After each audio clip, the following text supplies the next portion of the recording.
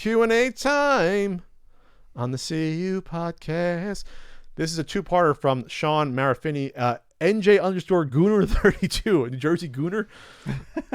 Do you think there are more good games now than in the NES/Super NES era? Because the ability and knowledge to make them is more well known. Or has media changed so we only focus on the better received games? Second part, maybe better put, we get seemingly far more games that review well, 6+, and are playable, as compared to all the early tie-in games trying to make money off a film or show, or games that are sloppily made seem to lack any QA. It's a good question. It's a good question. I don't think that there's more good games now, necessarily. I think in terms of quantity, I think that there are lots of big AAA games that always seem to review good to excellent no matter what people complain about. And that's the focus. And when these games come out, it's like movies now, and that's all we focus on. So other games aren't necessarily visible. And there's a lot of shit out there. There's a lot of bad games. Are we dealing with just consoles like at this point, not PC?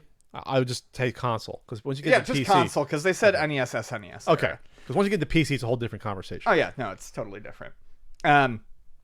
So I don't think that there's more good games. I do think that there is maybe a little bit less experimentation, and that's not necessarily an insult. It's that we've had so many generations of games to experiment with and to come up with mechanics and stuff like that. So maybe the games in a way do release a little bit tighter in some instances, but you still have problems where like Fallout 76 comes out and there's a billion problems. Most Bethesda games have shitloads of bugs. No Man's Sky released with nothing. Sea of Thieves the same way.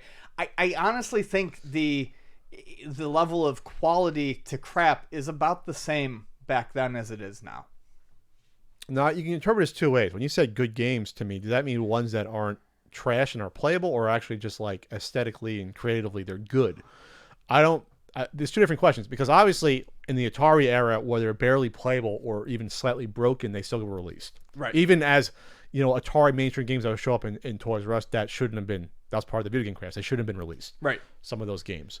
On the NES, some of those games still shouldn't have been released. Even the licensed ones should not have been released. Yeah. You would agree. Yeah. Some of those THQ games should not have been released still. Yeah. They're not necessarily broken, but they're barely playable. Even in the licensed one, some should not have been released. But we talk about so in that point, it's harder for a console game to come out that should not have been released in terms of it being broken, because there's a lot more QA when it comes to it. I suppose so, but there are still games like Ride to Hell 1% that are like they're released and they just.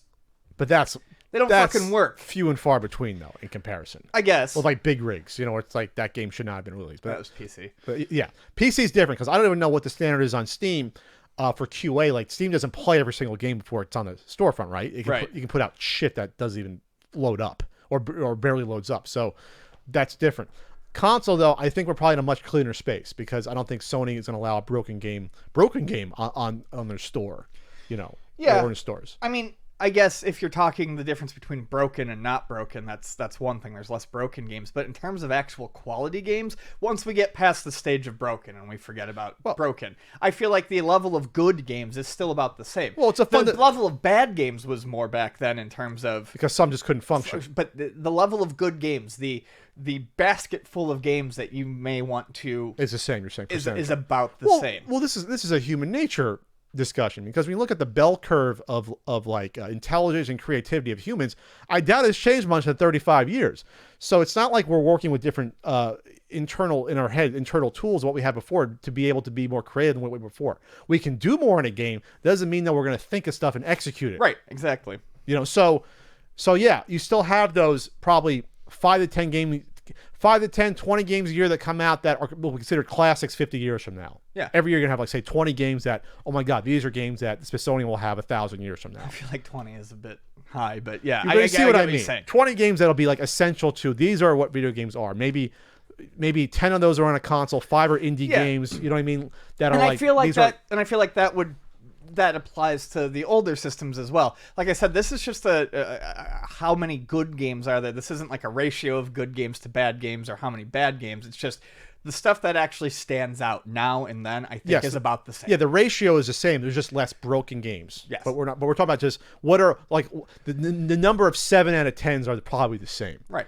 And I would argue the number of 10 out of 10s are probably roughly the same, just because as the technology goes up, so it's like if you plop the game that came out on the Xbox into 1987, it'd be the best game ever, no matter what game it was, just because it looks insane. Right. It plays better. Oh my God, there's 6 buttons instead of 2. You know what I mean? But in its own time, though, it's a 6 out of 10 or a 5 out of 10.